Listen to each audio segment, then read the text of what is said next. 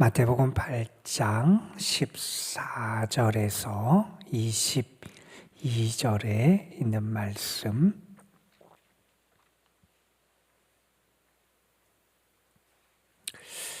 마태복음 8장 14절에서 22절에 있는 말씀입니다. 오늘 우리에게 주시는 하나님의 말씀, 우리 함께 한 목소리로 받들어 읽습니다. 예수께서 베드로의 집에 들어가사 그의 장모가 열병으로 앓아누운 것을 보시고 그의 손을 만지시니 열병이 떠나가고 여인이 일어나서 예수께 수종들더라. 저물매 사람들이 귀신 들린 자를 많이 데리고 예수께 오거늘 예수께서 말씀으로 귀신들을 쫓아내시고 병든 자들을 다 고치시니 이는 선지자 이사야를 통하여 하신 말씀에 우리의 연약한 것을 친히 담당하시고 병을 짊어지셨도다 함을 이루려 하심이더라. 예수께서 무리가 자기를 애워싸는 것을 보시고 건너편으로 가기를 명하시니라. 한 서기관이 나와 예수께 가려되 선생님이여 어디로 가시든지 저는 따르리이다. 예수께서 이르시되 여우도 굴이 있고 공중의 새도 거처가 있으되 인자는 머리 둘 곳이 없다 하시더라. 제자 중에 또 한 사람이 이르되 주여 내가 먼저 가서 내 아버지를 장사하게 허락하옵소서. 예수께서 이르시되 죽은 자들이 그들의 죽은 자들을 장사하게 하고 너는 나를 따르라 하시니라. 아멘. 성경에 보면 우리 예수님에 대해서 설명하는 말씀 가운데 히브리서에 보면 그런 말씀이 나옵니다. 예수님은 능히 우리를 도우실 수 있는 분이다, 이런 말씀을 하는데, 예수님이 우리를 도우실 수 있는 이유를 설명하면서 이렇게 얘기합니다. 그는 우리와 같이 연약함을 겪으셨기에 연약한 우리를 잘 아시기 때문에 그래서 우리를 능히 도우실 수 있는 분이다, 이런 얘기를 합니다. 물론 예수님은 하나님의 아들이시고 특별히 히브리서에서도 모세보다도 뛰어나고 천사보다도 뛰어나신 분이 예수님, 그 대단한 분이 예수님이라고 소개하기도 하지만 그 예수님은 또한 육신을 입고 이 땅에 오셔서 우리의 당하는 모든 것, 우리의 모든 연약함도 예수님이 직접 겪으셨기에 연약한 우리를 능히 도우실 수 있는 분이 예수님이시다, 이런 말씀으로 예수님에 대한 소개를 하고 있기도 합니다. 우리 예수님은 우리 연약함을 모르시는 분이 아니시고 우리의 연약함을 아실 뿐만 아니라 능히 우리를 도우실 수 있는 그러한 분임을 우리는 늘 기억하며 살아갑니다. 오늘 말씀에서도 예수님은 우리의 연약함을 친히 담당하실 뿐만 아니라 우리의 병을 짊어지신다 라고 하는 이사야의 말씀을 소개하면서 예수님께서 이 땅에서 행하셨던, 특별히 어려움에 처한 이들, 연약한 가운데 고통받던 이들, 질병과 때로는 귀신에 의해서 고통받고 이렇게 힘겨워했던 그런 영혼들을 치료하셨던 예수님의 모습을 우리에게 소개하면서 그 예수님의 사역이야말로 우리를 도우시고 우리의 연약함을 담당하신 그 사역임을 우리에게 소개해 줍니다. 오늘 말씀에 보면 먼저 앞부분에서는 예수님의 치유와 특별히 또 귀신을 내어 쫓으시는 그러한 말씀에 대한 이야기를 우리에게 하는데, 베드로의 장모를 치유하시는 장면이 아주 짧게 소개됩니다. 그의 장모가 열병으로 앓아 누운 것을 보셨다, 이 열병이라고 하는 것은 우리가 요새 얘기하는 단지 체온이 몇 도 올랐다 하는 정도의 열병을 얘기하는 것 같지는 않습니다. 아마도 이 당시의 열병은 그의 생명까지도 위태롭게 할 수 있는 아주 심각한 상태에 놓인 병이었던 것 같고, 그 베드로의 장모를 예수님께서는 손을 대시고 치유해 주셔서 그 열병이 떠나가게 하시는, 그를 고쳐주시는 그런 역사를 행해 주십니다.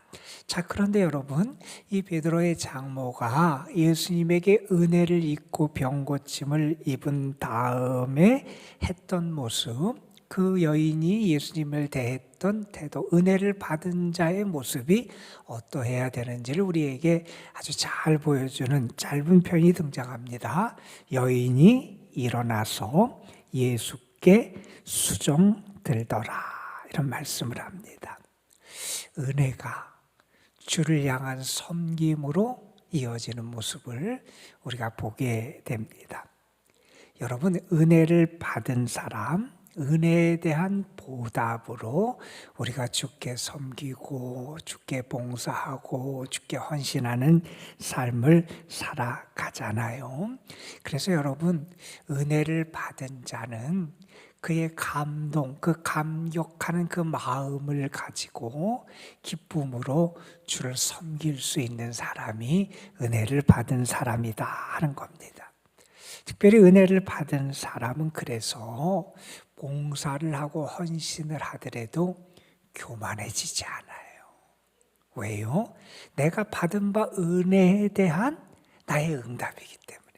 내가 먼저 충만한 은혜, 너무나 놀랍고 크신 은혜를 받았기 때문에 받은 은혜에 합당하게, 아니 내가 그것에 다하지는 못하지만 아주 보잘것없지만 내가 주를 향해 헌신하고 봉사한다는 것을 알기 때문에, 나에게 주어진 은혜가 얼마나 값지고 얼마나 대단한 것인지를 알기 때문에 그는 교만하지 않고 겸손하게 주께 섬김과 봉사와 헌신의 삶을 살아갈 수 있다 하는 사실입니다.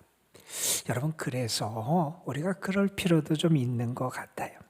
내가 정말 기쁨으로 헌신하지 못한다면, 내가 주를 제대로 섬기지 못한다면, 내가 감사함으로 봉사하지 못하고 있다면 은혜에 대해서 우리가 깊이 다시 한번 생각해 볼 필요가 있다 하는 사실을 우리는 잊어서는 안 될 겁니다. 그 주님을 따르는 제자 베드로의 집에서 그의 장모의 열병을 고쳐주시고, 또 그 여인은 받은 바 은혜에 합당한 주를 섬기는 모습을 또한 보여주기도 한 이야기에 이어서 그 다음에 16절 17절에는 예수님께서 많은 병자들과 귀신 들린 자들을 고쳐주시고 회복해 주신 말씀이 이어지게 됩니다. 여러분, 예수님께서 귀신들을 내어 쫓았다 그랬어요. 사람들이 귀신 들린 자들을 많이 예수님께 데려오는데 예수님이 말씀으로 귀신들을 쫓아내셨어요. 여러분, 우리가 앞에서도 봤지만 사탄 마귀의 시험도 예수님은 말씀으로 물리치시잖아요. 말씀의 능력과 권능으로 이렇게 귀신들도 쫓아내시고 귀신 들린 자를 회복시키는 은혜를 베풀어 주신 예수님이 또한 많은 병자들을 고쳐주셨다, 이런 말씀을 하면서 예수님이 행하신 그 이적, 그것은 단순하게 예수님 자신을 어떤 드러내거나 하는 그러한 의미에서의 그게 아니라, 물론 이적을 통해서 예수님이 권능이 있는 분이고 하나님의 아들이심을 우리에게 나타내지만, 여러분, 이 이적의 사건, 또 예수님의 치유의 사건은 어떤 의미가 있느냐? 17절에서 우리에게 이렇게 설명을 합니다. 이것은 이사야를 통하여 하신 말씀, 즉 어떤 말씀이 이사야에 기록되었느냐?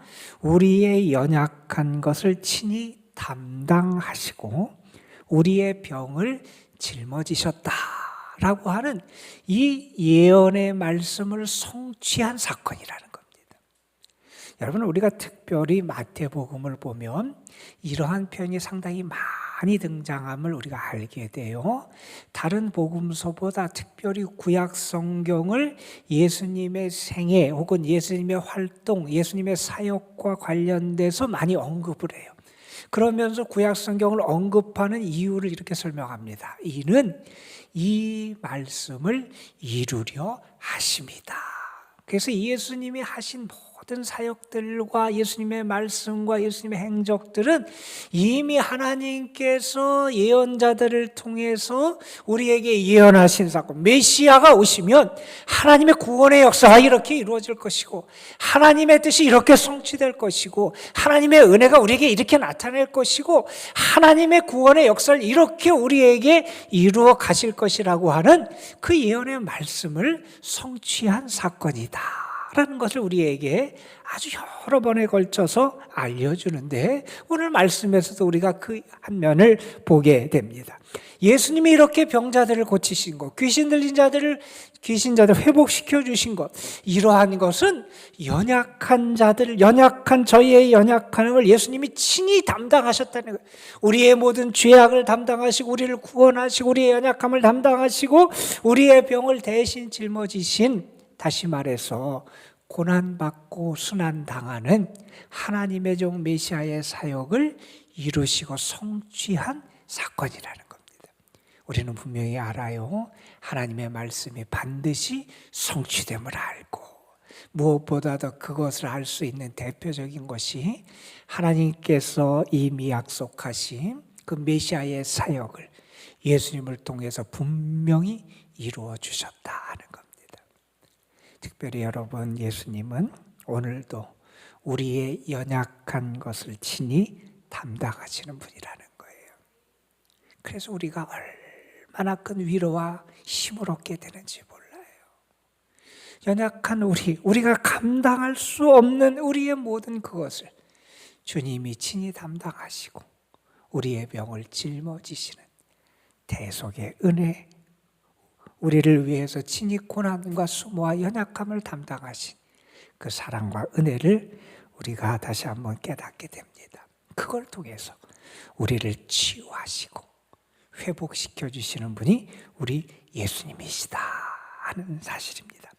자, 그 다음에 이어지는 18절부터 말씀해 보면 두 사람이 예수님을 만나는 장면을 우리에게 소개합니다. 이적의 사건, 기적의 사건, 치유의 사건들 다음에 이렇게 예수님을 따르고자 하는 사람들에 대한 이야기를 오늘 말씀은 우리에게 소개해 줍니다. 예수님께서 이제 건너편으로 가자 이렇게 명하셨을 때 오늘 말씀 19절에 보면 서기관 한 사람이 등장을 하고 21절에 보면 제자 한 사람이 등장을 합니다. 자, 두 사람이 예수님에게 하는 질문 그리고 예수님에게 하는 이야기들을 여기서 이렇게 소개하는데 19절에 보면 한 서기관은 예수님께 나와서 이렇게 말합니다. 선생님이요, 어디로 가시든지 저는 따르겠습니다. 이렇게 말하고 21절에 보면 제자 중에 한 사람이 말합니다. 주여, 이렇게 예수님을 부르면서 내가 먼저 내 아버지 장사를 치르게 허락해 주십시오. 이렇게 요청하는 장면이 나와요. 여러분, 여기서 우리가 먼저 알게 되는 것은 두 사람이 예수님을 향해서 부르는 호칭이 다르다는 거예요. 특별히 마태복음에서는 예수님을 따르고 제대로 예수님의 제자 된 사람들은 예수님을 거의 주님, 주여 이렇게 부르는데 아직 예수님을 제대로 따르지 못하는 사람들은 선생님 이런 호칭으로 예수님을 부르는 장면들 우리가 많이 보게 됩니다. 어쨌든 한 사람은 예수님을 랍비, 다시 말해서 나의 선생님이라고 생각하는 사람이 있고 한 사람은 예수님을 주님이라고 부르며 예수님을 주여 이렇게 따르는 사람이 있다는 거예요. 자, 근데 한 서기관이 예수님께 내가 선생님이 어디로 가시든지 선생님을 따라가겠습니다. 이렇게 얘기를 해요. 여러분 보세요. 자, 이 사람 예수님이 먼저 부르셨나요? 먼저 부르지 않았나요? 예수님이 부르셨다는 얘기가 안 나와요. 그런데 그는 어떤 마음인지 모르겠지만 그가 어떤 생각에서 이랬는지 모르겠지만 선생님이 어디로 가시든지 저는 따르겠습니다. 이렇게 이야기를 해요. 그런데 그의 그러한 이야기에 예수님이 이렇게 답변을 하세요. 여우도 굴이 있고 공중의 새도 거처가 있으되 인자는 머리 둘 곳이 없다. 이런 말씀을 하세요. 예수님을 따르겠다 이렇게 요청하는 사람에게 예수님은 말씀하세요. 여우도 그다음에 공중의 새도 거처가 있는데 인자는 거처가 없다 이런 말씀을 하세요. 예수님을 따른다는 제자의 길, 그것은 편안한 길도 아니라는 것이고 영광된 길도 사실은 세상적인 관점에서의 영광된 길도 아니라는 거지요. 그 길은 고난의 길이고 머리 둘 곳도 없는 주님을 따르는 자기 때문에, 그가 따르는 주님이 머리 둘 곳이 없다면 제자들은 더할 거예요. 그 길이 주님을 따르는 길이다. 그 길에 대한 제대로 된 심사숙고 없이 이렇게 주님을 따르겠다는 제자에게 제자됨의 그 실상이 무엇인지를 주님이 알려주시는 장면이 등장을 합니다. 자, 그 다음에 사람은 이렇게 얘기합니다. 제자 중에 한 사람이 주여 내가 먼저 가서 내 아버지를 장사하게 허락하옵소서 이렇게 요청을 해요. 자, 그랬더니 예수님께서 이렇게 말씀하세요. 죽은 자들이 그들의 죽은 자를 장사하게 하고 너는 나를 따르라. 그래서 이 바울에만 보면 예수님이 아버지의 장사도 치르지 못하게 하는, 세상적으로 하면 불효하게 하는 분으로, 우리가 보면 일륜지 대사를 무시하는 분으로 이렇게 오해할 수 있는 소지를 사람들에게 갖게 하는 게 이 말씀일 수도 있어요. 그런데 여러분, 예수님께서 결코 그런 의미에서 이런 말씀을 하신 것은 아닐 거예요. 또 사람들이 하는 설명 가운데 이런 설명도 있어요. 어떤 설명을 하냐 하면 예수님 당시 유대인들이 장사를 지내는 방식에 보면 그들은 어떻게 하냐면 두 단계로 장사를 지낸다는 거예요. 첫 번째, 누군가가 이제 사망을 하게 되면 어떻게 하느냐, 그 희신을 우리가 수의를 쌓아요. 그래서 굴에 먼저 안치를 하는 거예요. 예수님의 무덤 같은 그런 굴에 안치를 하고 1년 정도, 1, 2년 정도 그곳에 이렇게 모시게 돼요. 그 다음에는 이제 나중에는 이제 뼈만 남게 되잖아요. 그것을 이제 뼈만 수습을 해서 나중에 그거를 이제 돌관에, 석관에 따로 모시는 이 두 번째 단계를 하게 되는데, 아마도 어떤 사람은 설명하기를 예수님께서 이 사람에게 얘기하신 그런 장사에 대한 이야기를 아마 이 두 번째 단계의 것이 아니냐, 뭐 이런 설명을 하기도 하는데, 사실은 예수님께서 이 말씀을 하신 일 우리가 이렇게 이해할 수 있을 겁니다. 예수님을 따르는 사람은요, 우리의 일상적인 삶에 사는 일상사보다는 보다 더 소중한 것, 다시 말해서 하나님의 나라와 하나님의 뜻에 더 우선 관심을 해야 된다 하는 것을 우리에게 알려주는 말씀이 아닌가, 우리는 이제 그렇게 짐작해 볼 수 있을 것 같아요. 한 사람이 예수님께 나와서 그것을 장사와 관련된 것을 질문을 해서 예수님이 그것을 도구로 해서 이렇게 설명을 하셨을 뿐이고, 사실은 예수님의 말씀의 의도는 우리에게 있어서 신앙인, 특별히 예수님을 따르는 제자들은 우리의 삶의 일상적인 일보다는, 그것에 대한 관심보다는 하나님의 뜻, 하나님의 나라, 그 하늘나라에 대한 관심을 더 우선해야 된다 하는 것을 우리에게 가르쳐주는 말씀이다, 이렇게 우리가 이해할 수 있을 겁니다. 여러분, 예수님을 따르는 것은요, 쉬운 길은 아니잖아요. 예수님께서 좁은 길, 좁은 문으로 걸어가고 들어가는 것이 주님을 따르는 길이라고 말씀해 주시기도 하셨고, 자기를 부인하고 자기 십자가를 지고 따르는 게 주님의 제자의 길이라고 우리에게 가르쳐 주시기도 하셨습니다. 이 세상 무엇보다도 긴급하고요, 이 세상 어떤 것보다도 우리가 우선적으로 관심해야 될 게 주님을 따르는 그 길임을 우리는 잊어서는 안 된다는 사실입니다. 여러분, 오늘 말씀에서 예수님은 우리의 연약함을 담당하시며 우리를 고쳐주시는 그런 치료의 주님으로 우리에게 소개됩니다. 그 주님을 따르는 길, 그것은 쉬운 길이 아니지만 우리는 분명히 믿어요. 우리가 먼저 그의 나라와 그의 의를 구하며 주님을 따를 때 그것이 생명의 길이고, 그 길이 진리의 길이고, 그 길이 참된 은혜의 길임을 우리는 알게 됩니다. 오늘도 우리의 참된 구주가 되시는 주님이 여러분과 함께 해주셔서 여러분을 정말 참 믿음의 길로 불러주시고, 여러분의 연약함을 담당하셔서 여러분을 통하여 주님의 은혜를 친히 경험하게 하시고, 그 은혜를 나누며 주의 길을 잘 따라가는 사람으로 오늘도 붙잡아 주시는 하루가 되기를 주의 이름으로 축복합니다. 기도하겠습니다. 아버지 하나님, 오늘도 우리에게 은혜 주셔서 주의 전에 나와 이렇게 기도하며 하루의 삶을 시작할 수 있도록 인도하심에 감사를 드립니다.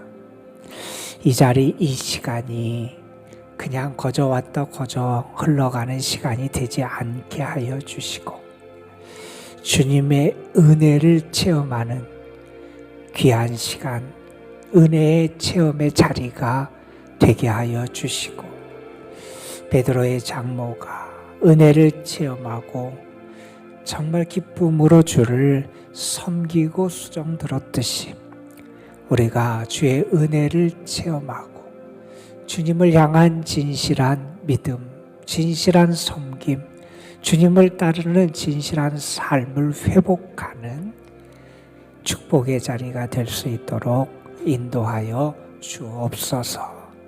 아버지 하나님, 주님이 참된 나의 구원자가 되심을 믿는 믿음이 우리에게 다시 한번 회복되게 하여 주시고, 우리가 주님을 따르는 길이 때로는 힘들고 고난의 길이지만 우리를 살리기 위하여, 친히 우리를 회복시키고 치유하기 위하여 우리의 연약함을 담당하시고 우리의 병을 짊어지시고 모든 죄악을 담당하시는 그 길을 걸어가셨던 우리의 참된 주님을 우리가 온전히 바라보면서 주와 동행하는 제자의 삶, 제자의 길, 그 길을 우리도 제대로 걸어가고 제대로 따라가는 그러한 삶을 살아갈 수 있도록 이끌어 주옵소서.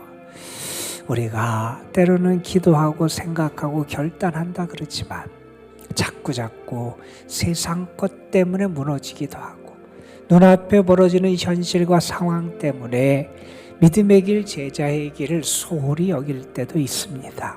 주님, 우리에게 다시 한번 믿음의 눈을 뜨는 축복을 허락해 주셔서 무엇이 정말 우선하고 중요한 것인지, 우리가 정말 해야 될 것이 무엇인지 분별하게 하여 주시고 그것을 온전히 붙잡고 행하고 따라갈 수 있도록 우리를 도우시고 인도하여 주옵시며, 우리의 생각과 결심만으로 안 됨을 아시는 주께서 우리에게 성령의 감동과 성령의 이끄심 가운데 제자의 삶, 신실한 믿음의 삶을 온전히 살아갈 수 있도록 우리를 도우시고 이끌어 주옵소서. 오늘도 주님 앞에 나와서 기도하는 영혼들, 주께 모든 것을 맡기며 하늘의 은혜를 구하는 영혼들, 주님 기억해 주시고 특별히 주님의 교회를 붙잡아 주시고 이 교회에 속한 모든 성도들의 삶을 주께서 인도하여 주옵소서.